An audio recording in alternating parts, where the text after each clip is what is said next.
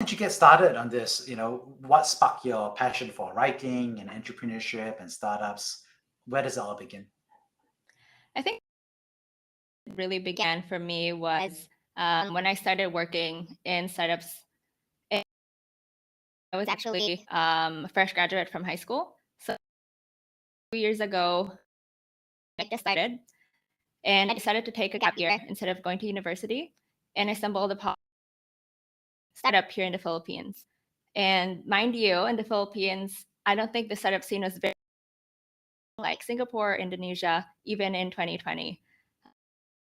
For me, seeing a startup that was invested in by a foreign investor like Justin Mateen, like everybody knows what Tinder is, was really mind blowing for me, especially from my perspective. So seeing that news, I had to check out what that whole startup was about. So I read the article, did my research, and I found out it was a coding bootcamp. I was doing a lot of soul searching because I frankly didn't know what to do over a gap year in the pandemic. So I decided to actually apply to this startup as an employee, but as a student because it was a coding bootcamp. My goal was to probably create an app or probably a software engineering job by the end of the bootcamp so that I could have done something meaningful already. And I think, life had other plans for me. The long story short is no matter how hard I tried, um, it was very, very hard to learn to code, even the most basic. So that led me to telling the founders, like, hey, do this. I think I should, leave this whole coding bootcamp and go find something. And they basically told me, don't leave the course. Maybe you can help us out instead and work here.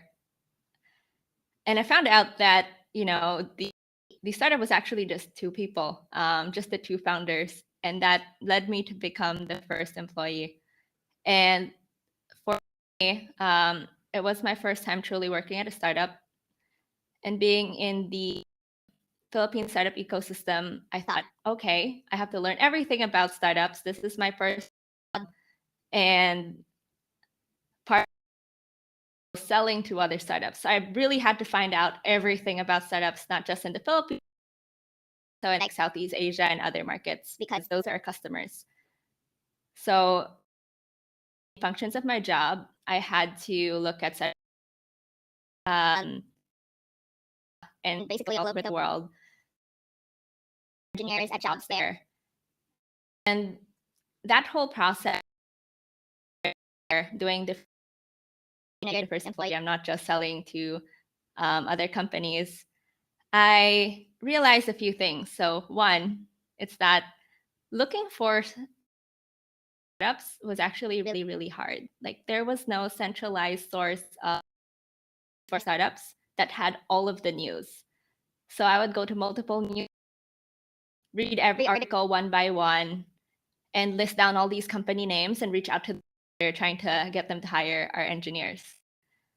And the second thing was that the Philippine startup ecosystem was actually starting to boom. I joined the company. One of the big reasons that it was exciting to me, even though there were like only just the two founders, was that frankly the Philippine ecosystem was just not very. But after joining the company, and it a few things. So one, it was that the number of company partners with from the Philippines was growing. So I had this whole list on a spreadsheet of all of the Philippine startups that we were working with, and that list was just growing every single month. And that was really because that's pretty unheard of. And the second line wasn't just a spreadsheet, but it was also seen in sort of the news. So the coding boot startup that I worked in was is called Avion School. So I joined them in around 2020. Then by the end of that year, they actually became the third startup in the Philippines to get accepted by Y Combinator. A few months after that, I shortly saw so many other Philippine startups get in. So for me, I was like, okay, access. I see that there are lots of Philippine startups that are coming out. These are very, very early stage. I see it on my spreadsheet. And two, like the Philippine ecosystem is getting recognition well, foreign investors from the US, whether they're angel investors or really more institutional investors. So I had a few takeaways from that process. So one, very, very hard to keep up with Southeast Asian tech. And there was no news. You couldn't just go to one website to get it all. And the second thing was that startups and the startup ecosystem outside of Singapore and Indonesia were, so even the Philippines, which was one of the more ecosystems, actually starting to get some traction. So I told myself, like, okay, look, people are looking at as a startup ecosystem of its own, like not as just part of Asia, but more, how can I invest in Asia? What are the countries in Southeast Asia? What are the different exciting startups there? They're not just going to think of it as a part of Asia, standalone market. So I told myself that, look, there needs to be a source for everything Southeast Asian tech now. And that's sort of where I got the idea for BackScoop. Amazing. And the truth is there are startups, right, that are also providing tech, right, news in Southeast Asia. There's Tech in Asia, there's E27. So even to some extent, Deal Street Asia, and TechCrunch also has increasing focus on Southeast Asia as a market. So how do you think about all that? How does that match up with your point of view about what the market needs in a fresh way? What I generally shared earlier were sort of the shifts in the Southeast Asian tech scene, right? So Tech in Asia, E27, DL Street, and all of these firms are actually great. But I think it's because of all of the growth in Southeast Asia that makes there be a need for something different. So before, you could go to Tech in Asia and pretty much get all of the news that you wanted, right? Because how many setups are actually announcing fundraisers, how are actually there in the past. But now, when there's so much more growth as a whole, like how many startups from Indonesia are getting funding every week? But now you have all of these startups from Vietnam, from Malaysia, and all these countries are also announcing fundraisers and the such. When you go to the Tech in Asia website, the Deal Street Asia website, or the E27 website, you just go through every article one by one. It's just too much. And the second thing is that it's actually fragmented. So you would find some articles on one platform, but you might not find the fundraise about another platform. So I think that's one way that the platforms right now aren't really serving the market so well. So before it was totally fine. But now, just because of the volume of news, it just doesn't make sense. Just not convenient.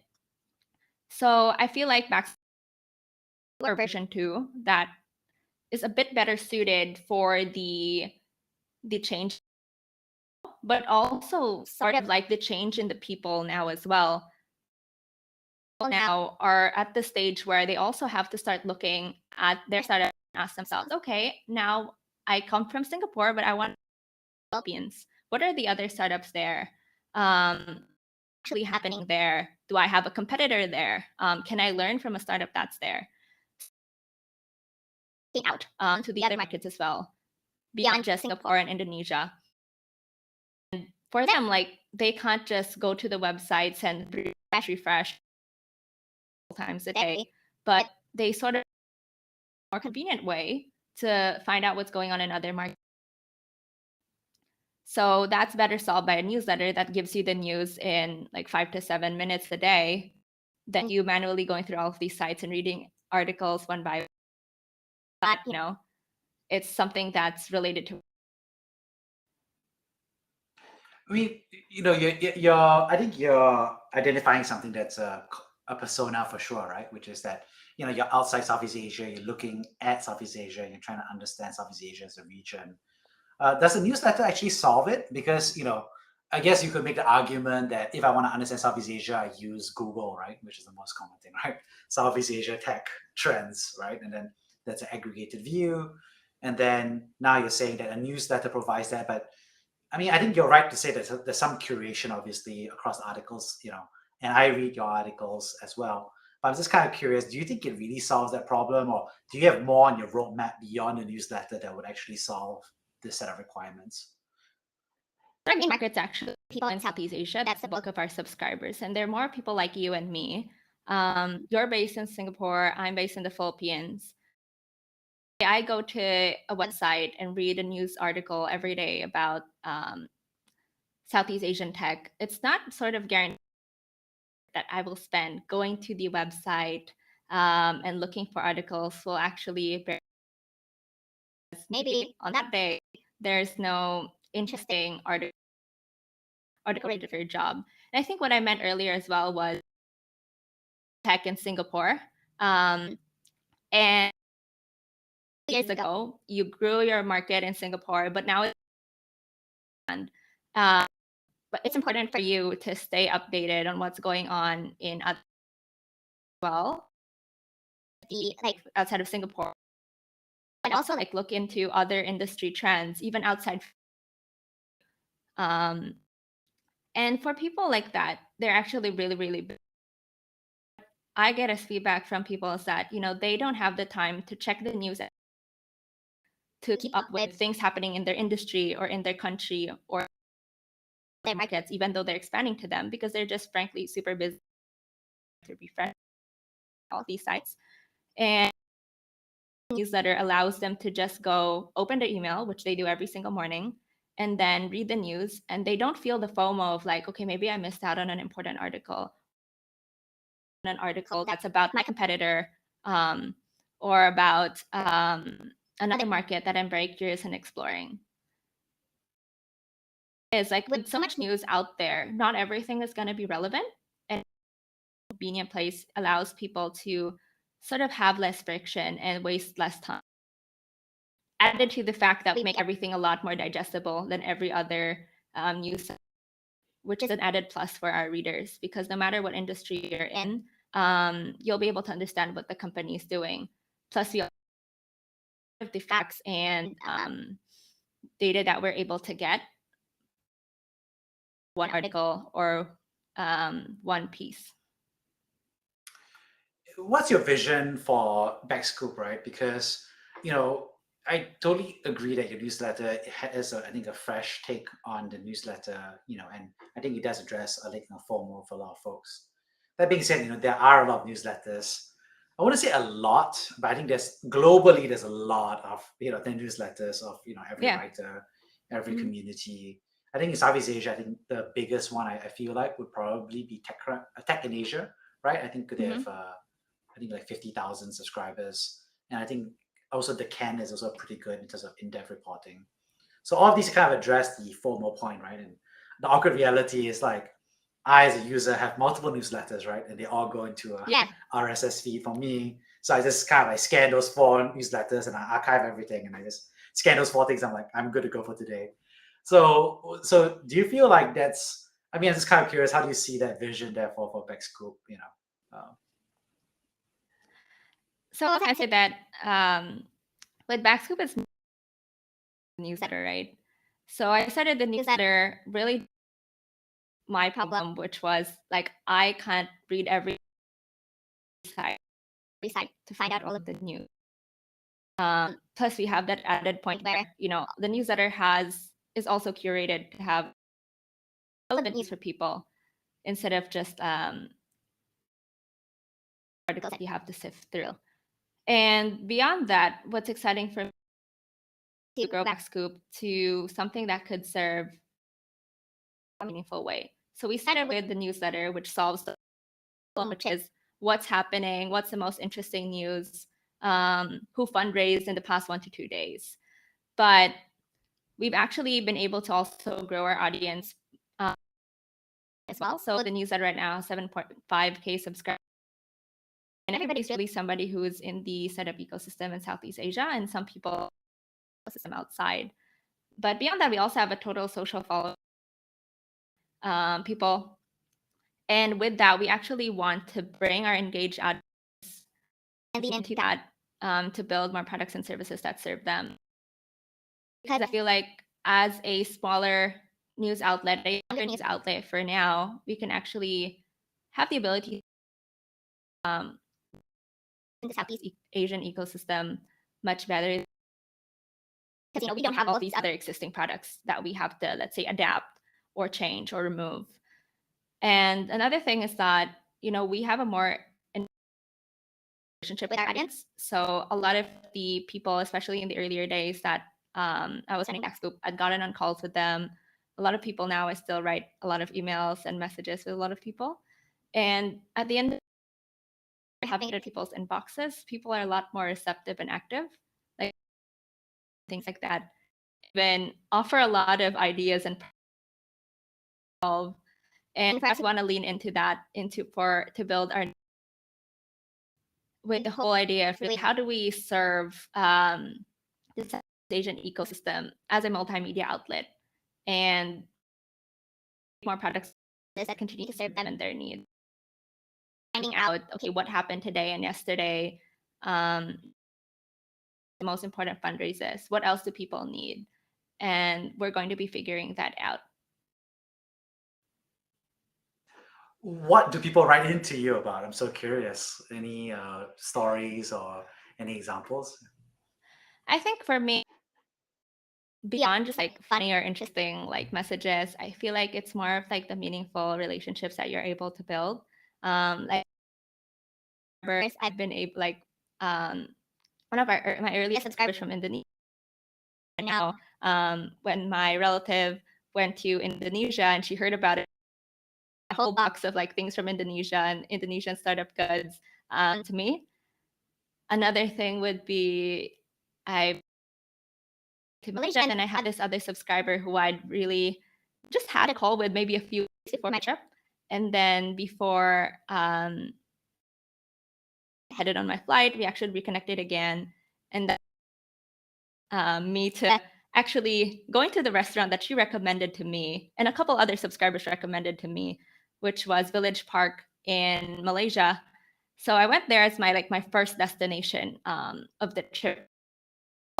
And like lo and behold, while I was eating like the nasi lemak, I looked to my right and saw this really familiar looking face. And it was the person who actually recommended Village Park to me and going there. It was just like on a whim. It was the way I accidentally met like one of my subscribers in person in the wild, like not at a study event or things like that. And then we actually went to a theme park in Malaysia for one day that I had free. So I think those interesting and fun stories that I've had added to them sort of were writing in about how they enjoy BackScoop, and then a couple months later they have their own startup, and then a couple months later about it as an article. So I think those are the more fun and interesting stories for me. Yeah, and these are all awesome stories. I think obviously, I think people love content and people love community. I think the tricky part for a lot of aspiring creators out there is really about the sustainability or even the profitability of it, right? I think it's one thing to write as a hobby. Heck, even for me, podcasting is a hobby, versus writing as a business, as a newsletter as a business, podcast as a business. So, how do you think about that monetization pathway? Because so many folks ask that question all the time. I'm sure of you as well. For us, we just started monetizing, and with Baxter, I felt like one of the things that people really appreciated was that we were free. So a lot of different platforms that are out there, they have a paywall, or they have like limited access unless you create an account. But for us, everything on BackScoop is actually free. And I myself, I hate paywalls, and I the most basic news, like what happened, what's the most important thing that I need to know, it shouldn't be paywall. So with that in mind, I told myself, okay, paywalls, premium subscriptions are totally off the table. And it was like, okay, what else can we figure out? So one of the things that was ads, especially because we had a different asking us, oh, can you promote us, or can you run an ad, and can we target your ad? I've started exploring that recently and started placing ads on the newsletter itself. And since BackScoop is basically a place where you want news, it's witty, it's fun, and to read. Plus, it has that more personal into the ads as well. So all of the ads that we write in BackScoop are actually co-written by the company. So we make sure it fits with the whole vibe and comes off as like a more of a recommendation. So it's like a BackScoop pick or BackScoop sort of recommended company. And we want to always retain the trust of our readers. So that's why we went through that route. And obviously, it's been difficult to sort of create a perfect path to monetization. I can't crack the sales code with my first sale, but sales recently. So that's pretty exciting. I can't wait to figure the rest of it out. I mean, what advice do you have for these aspiring creators, right? I mean, the creator economy. What advice do you have for people who want to build or write or communicate and build something in that creator economy? As a creator, so like I write everything in BackScoop right now. It's actually pretty funny. I would never have thought that I would become a writer, a journalist, or anything like that in any. But I've become one as BackScoop right now. So I think the first thing you have to do is you have to like you can't really box yourself in and say like, oh, I'm not good at writing, gonna be able to tell my story well, because that holds so many people back. The same thing, but it's more of asking yourself, what can I write about that I enjoy, and what can I consistently write about, and then from sort of writes itself. Because for me, I was reading news, whether it was Southeast Asian tech or news, and always like sort of making my own summaries and things like that. So when I started writing BackScoop, I told myself, okay, I know how to make things fun and witty. Let me try actually writing it down. And me the most were, one, setting a sort of expectation, what to write and what I would be able to consistently write about. That was how often do I want to publish? So that's the first thing I think a creator should always deciding. How often can I consistently publish? The second would be sort of creating a certain structure. I think one of the biggest hurdles is obviously, I guess because there are lots of video creators also. Maybe you could call it just block. But if you're able to set a certain structure, it will really take out that writer's block. So for me, it was, okay, with the XYZ sections, they're going to be X amount. I'm going to make sure that each of these articles have a fun tone. They let you know what the company does, how much they raise, and all of the relevant information, etc. So when you're starting, you have to make strict expectations for yourself, and that will really help you set the tone and be consistent. And what's interesting is that as you kind of like be consistent and schedule, it's also gets harder, right? Because I think being consistent in terms of being a creator makes sense because you're writing or podcasting and so on and so forth. But then, like you said, you start adding monetizing, you start working with a team, you start all these things. So how does that schedule change? How do you adapt your routine once you get past that creation schedule? But how do you layer on these different layers of monetization and growth and retention? I think it really depends on what you want to be, right? You can be and sort of not really put so much on the monetization side and all of those sides. So really just enjoy making TikToks, YouTube videos, and then the money just comes as a bonus. With BackScoop, I started BackScoop knowing that it would be a business. So pressure on for me to really discover like monetization, what's beneficial for the audience, what's beneficial for the customers, etc. So how that changes is you want to take the monetization and how big of a focus you want it to be. Because I started BackScoop, right? I wasn't doing any monetization. The goal was to grow the audience, to continue writing the best content, those two things. And that's why I really just focused on the writing side. I started writing once a week. Then after a few months, 2 times a week. After a few months, we're now at 4 times a week. And I think the journey for the creator is one, you want to learn how to consistently create content of a certain standard regularly. That's what I did for the first 1 year of BackScoop. How can I write the newsletter and how can I consistently write it for 4 days? Because obviously, in the first time I wrote the newsletter for one edition a week, I was super slow. But now writing for a week, for a week, I'm much faster. Like I can spend like 45 minutes on one article before it might take me 3 hours. So the journey of the creator at that point, when monetizing, they're spending almost all their time on engaging with getting into the right people and creating the best content. But when you decide that, okay, I'm more than just a creator, I actually want to make money out of this.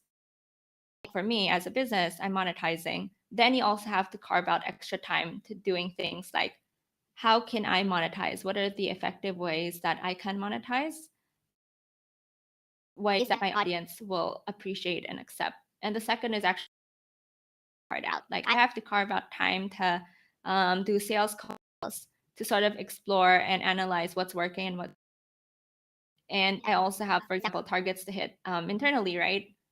So I think between being just a creator, but also like sort of being a. And you started hinting a little bit at it, right? It's like what are the easy parts, which is the writing and the schedule, and talk about the hard parts. I think everybody looks at the glamour, right, of being a creator, right? They're like, "Wow, Jeremy, you're doing this. You have a Wow, podcast. Amanda, you have a newsletter." I mean, it's saying, right? So there's a lot of the glamour of it, right? What would you say is the hard parts? I think that people don't really understand behind the scenes about, why it actually takes to get this out, right? I mean, it's not glamorous at all, and that's like the truth, right? I'm telling you here that it's easy for me to write. I'm saying that's the easiest part of my job, but that doesn't make it easy at all. It's still really hard. It's just comparatively less hard than the other parts, and those parts are hard. Just started learning how to monetize now, but the writing is also still pretty hard. I think that's the thing about sort of being a creator or being in sort of any you have creative and sort of consistently produce an output. Like the hard parts that people might not see is like one, I haven't been on except like the 2 days or like the 2 days of the weekend that I was still in KL. And like the past like maybe 2 years that the startup space haven't had a proper vacation. And sort of moving off any vacation because I'll still have to write the newsletter. I could take a day off and tell people I'm not gonna write on that day, but I don't.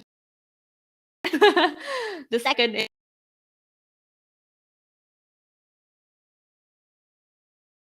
people expecting you to publish on a certain date and a certain time. Like you could have the worst day possible and you still have to release your podcast or record your podcast or your newsletter. For me, I also have to publish on LinkedIn.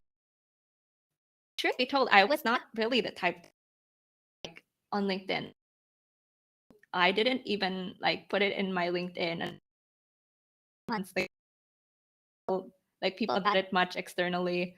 And on the news, I barely mentioned myself. But then people started asking me, like, why don't you write more about yourself on BackScoop? Or why don't you share more? And for me, I felt like it was a bit narcissistic to write about myself on the news. Well, okay, I'm going to write about it on my LinkedIn instead. Then people, so I'm writing more because that's what people find value in and enjoy. Really touching also to see like the kinds of messages and comments that people make from the content that you write. And it's more than just support, right? Like there are people who are really just grateful to have seen your content and said like, because of writing my own newsletter or because of your newsletter, I had to do XYZ, or because of your newsletter, I felt a lot, or because I felt a lot less bad. Like somebody like that my LinkedIn post about me having a hard time running BackScoop made them feel so much better about themselves, feeling terrible about being a founder who raise money, XYZ, not like action. So I feel like that's the hard, but it's also, I guess, the most rewarding part as well. Obviously, the other part, like money, is part of this whole thing, because you also, as a business, no matter how much you love the job, right? It's still like a business. Yeah, totally get it. I always share with people like having two daughters. One is 2 years old and one is 5 months old. But I think the birth of the second child plus maintaining a podcast tempo was quite challenging. But thankfully, I had kind of like had some experience, so I was able to I think record in advance and have a buffer of episodes, right? But even so, it was quite an interesting challenge. Like even you create a buffer, right? That's how many times that you had to record before like born. Like you're adding that workload. The truth is you can't escape the job. It's true. It's true. I definitely felt it was like a giant buffer I built because I knew that I needed 3 months of bufferish, Right. and I was actually when I had the kid arrive, I was like, I totally timed out. I didn't record any podcasts for like almost 1 to 2 months actually, and it was kind of interesting to have that time out, but also I was a bit burned out from that hump of buffer work that I had done as well. So yeah. And so now I'd love for you to share, like, could you a time that you personally have been brave? I think for me, at the time where I felt like I was most brave is probably like the leap to do BackScoop. So I come from a family where I was always like sort of the achiever child. So I went to school, and sometimes I even transferred schools because I felt like it wasn't challenging enough. I would try to do everything. Like I 3 years because I was losing for 2 years and I could finally won. I what else would I also sort of like my time like studying for, let's say, every exam because I have to get possible to go to the best school. And so when it my family was all excited, like where is she going to go for college? Because I'd also applied to some schools outside the Philippines, in the US and the UK, and everybody had high hopes because they knew how hard I worked and how sort of type A I was. But then when the pandemic hit, I decided, okay, it doesn't make sense to go to classes online on Zoom, especially if I'm going overseas. So I took a year off, ended up working at a startup, ended up realizing that I love it. So I said, I'm not going to, was super set on like working at the startup for the second, third, fourth years and maybe other startups and just never going back to school. And the part where I was brave was really when I decided to take that leap and tell me not going back to school. And it's different because, you had that sort of dream path for yourself, which was I'm going to go to I'm going to have this really great career, make a lot of money, do a lot of really impactful stuff. But then brave, I feel like, is sort of being able to let things go that you thought you believed were good for yourself and things that you actually wanted for you. So letting go of that whole ideal for myself, uh, if I'm going to top school job as an investment bank, then letting that go to continue startup and just not go to college altogether. So I made that with a lot more struggles. The challenge to it was a commitment to consistently be. The first brave decision was just to not go to college, but the braver part there was making that decision, knowing you would have to face a lot of difficulties outside of that. So that people might not, because I didn't go to high school. I didn't go to college. I get a lot of feedback from people saying like, "Oh, don't you feel like you wasted your education?" um, or don't you feel like you could be doing something better if you actually went to college? You really have to take those comments with, um, because it's hard to fight with people. Fight with people because that you know that the path is a bit unconventional, and whenever you're taking an unconventional path, you always know that there will be people who won't understand, but you have to continue doing what you enjoy doing what you feel like is right, even if they say those things. And being able to also show those people that, look, that might have been maybe a crazy decision to you, also show you that it could actually be a really meaningful and actually great decision to, we were able to see some really exciting things come out of that.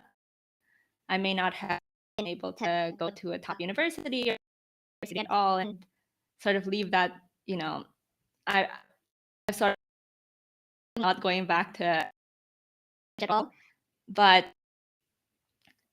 when people tell me that I could be doing better if I went to college, I just tell them, like, well, I've been able to do all these meaningful things. Like, I've been able to write this, I've been able to meet all sorts, and I've been able to grow as a person, beyond the usual ways that people may learn to grow. And that's okay. And I feel like that's the really brave thing, is being able to be told you're wrong all the time. A lot of people who don't understand, but try to really continue on that path. Why is it that you think people don't understand the fact that you're skipping university? I don't know. Like, I thought that people might be a bit, people might not talk about it so much after I've been running it for like a year and started, like, getting a bit more traction, and now starting to monetize. I still get that feedback nowadays. I think it's because, maybe because we're in Asia.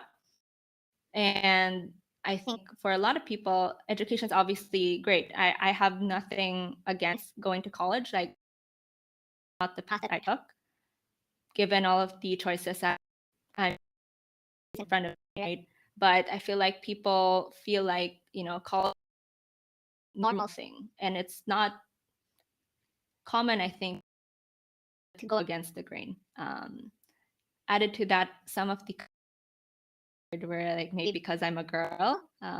So maybe, like, if you're a girl, people feel like you already have setbacks. Like, maybe going to college will help you get a better job and compete against. Now, Amanda, you're not going to college, so you get even more in your life.